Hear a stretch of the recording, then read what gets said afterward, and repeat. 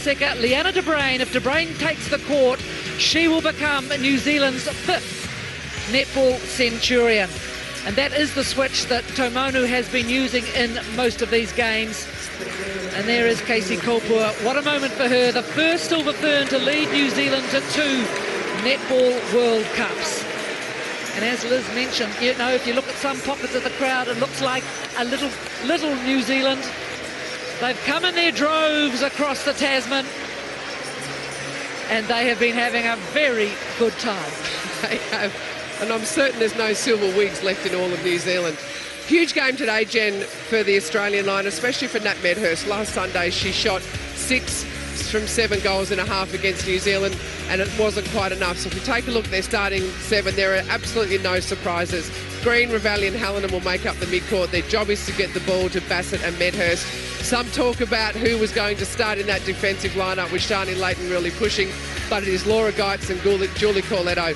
That bench is so impressive. Erin Bell, Rebecca Bully, Paige Hadley may come on. We saw her do a good job against New Zealand last Sunday off the bench. Shani Layton, I suspect, will definitely come on at some point in this match, so keep your eyes out for that.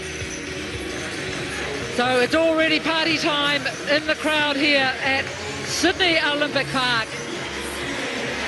Water off a duck's back, though, to this woman, Maria Tutayer. She just is in the zone.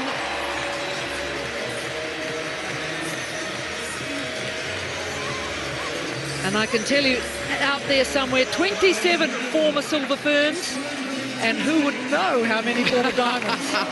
Well, there was a lunch here for past players on Thursday full of Diamonds. Most of them were sticking around for the final, but I can tell you that every Australian World Cup captain since 1963 is in this stadium. Caitlin Bassett, so much riding on her shoulders, and here is Casey Kolpua. What a rivalry they enjoy. Well, this is the 15th Netball World Cup meeting between Australia and New Zealand. Australia has won 9 of those matches. New Zealand has won 4. There's been 1 draw in 14 previous meetings. So Australia just leading in those stats, but New Zealand leading in the most previous meeting between the two, where they got away by 5 on Sunday. Kayla Cullen, she's come into real form here in Sydney. Kim Ravallian, she will have a real battle. They always do. Laura Langman and Kim Ravallian, often they just about cancel each other out. They do, and I was asked about key matchups during the course of the week, and I felt that Corletto Tutayer was the matchup of the game, and someone asked me about Langman and Ravallian, and I said they're both going to do the same thing. They're both going to play extraordinarily well and run their hearts out, so you know what you're going to get from them. There is a little bit of uncertainty, though, about what's going to happen with this matchup, and here's Maria Tutayer running up to body up against Julie Corletto. And a huge game for Bailey Mez as well coming on. She was so good against Laura Geitz last Sunday, just kept her busy. And what a roller coaster career this young woman has had, Bailey Mez. What a moment for Wai Tomonu. And also, of course, for Lisa Alexander in their little personal battle. 13-6 in favour of Lisa Alexander. Here we are, Netball World Cup Final 2015. New Zealand underway.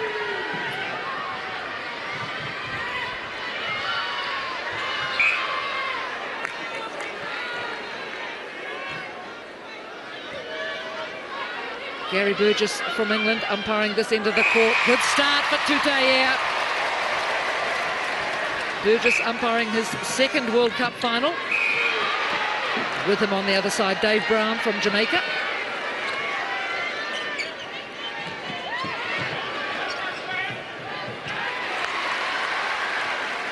A good start for both sides. In a big game like this, where there's a huge crowd, you simply want to get your hands on the ball. You've got to have your first touch, and every shooter on court will be looking to get their first goal. That is what settles the nerves, getting into the game and thinking about your processes.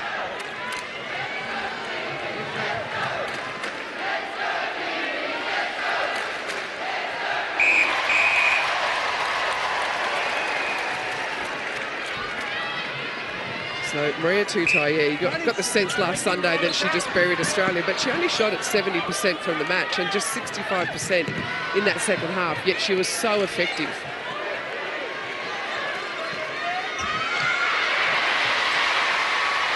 Great patience there from Kim Green. She waited for the space to open up and put the ball exactly where Bassett wanted it.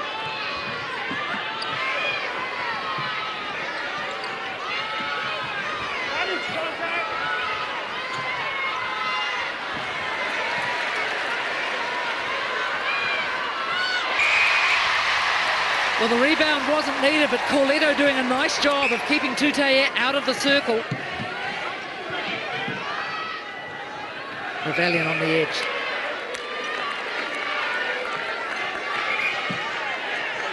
So Katrina Grant out of play. She has been the starting goal defence for New Zealand, and General Liliana de Bruin comes on at half-time. And it's like Grant gets sent out to run the goal attack ragged, and de Bruin comes on just to use her long arms to get her hands on the ball. So it will be interesting to see if the Ferns run that way again in this match. Oh, well done, Geitz. First blood to Australia. And the roof lifts, but oh, the topsy-turvy netball. Australia still with it. So a let-off for the Diamonds. Just a sloppy play out of that back line. They'll look to tighten it up now.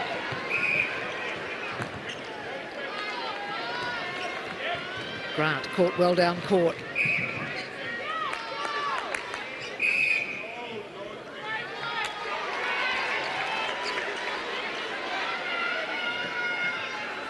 Oh, beautiful from Nat Medhurst.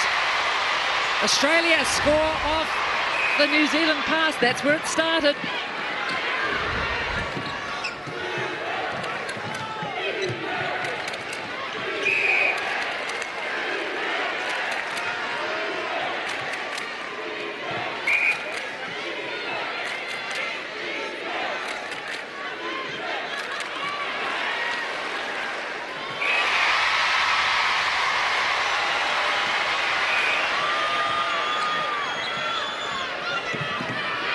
Good defence, Australia.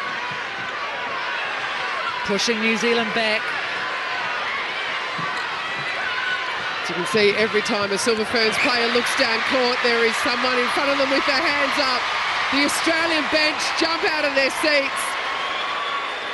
You're not going to win too many balls back like that from Rasmussen fumbling them over the line, so that's a good win for the Diamonds' defensive line. And here is the press from the Silver Ferns.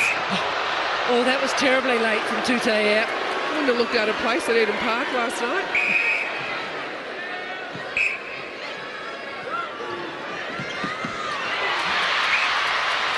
Cullen read it. Yeah. Cullen does the job. She has been such an X factor for the Ferns this week.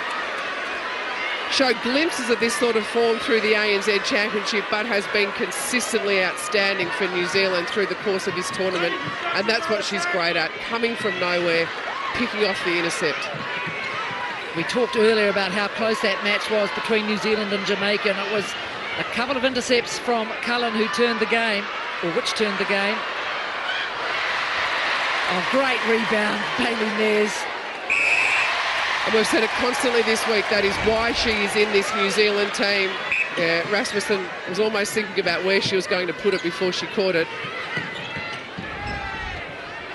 We talked about Bailey Mes being in this team. She's there to collect the rebounds. She's such a great athlete.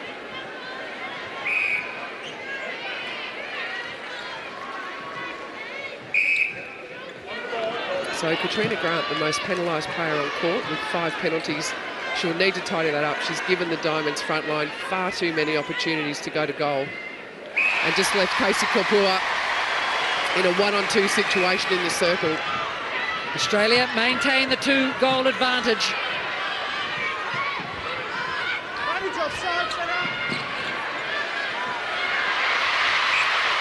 Well, Laura Langman should have given that ball a little bit earlier. Tutaye was in really great position, and sometimes Langman wants to look for the second option.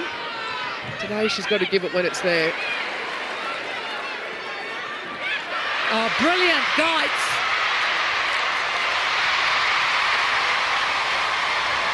Much better start from Laura Geitz today. Well, Laura Geitz was the most penalised player last Sunday on court with 19 penalties, just the one today.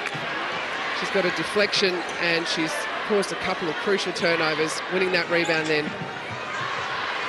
Oh, beautiful ball from the Diamonds. They push it out to 7 goals to 4.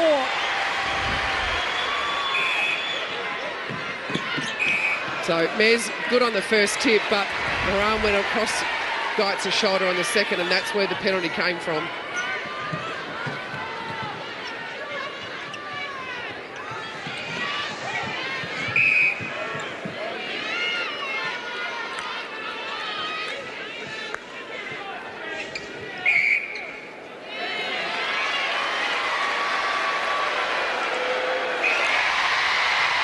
So just over 8 minutes remaining in the first quarter. 8-4 Australia. Healthy lead.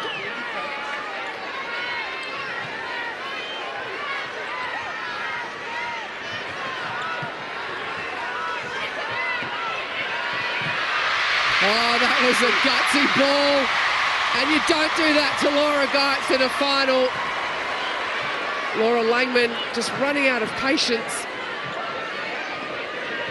You know that Bailey Mez can jump, but you want to be a bit closer to the circle if you're going to do that. And this is a great passage of play. There's a good tip again from Cullen. Yeah, she's so influential.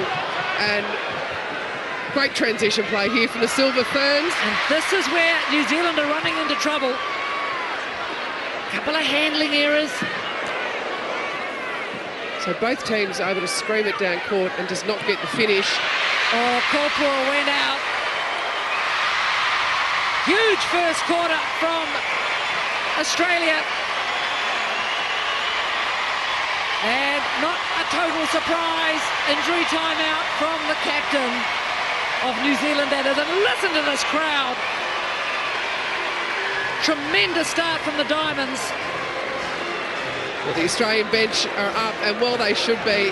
Looking at the stats across the board for the Australians, simply outstanding shooting. Bassett 8 from 8 at 100%. Medhurst just the 1 goal at 100%. Down the other end of the court, Mez and Tutayer both sitting on 2 from 3 at 67%. So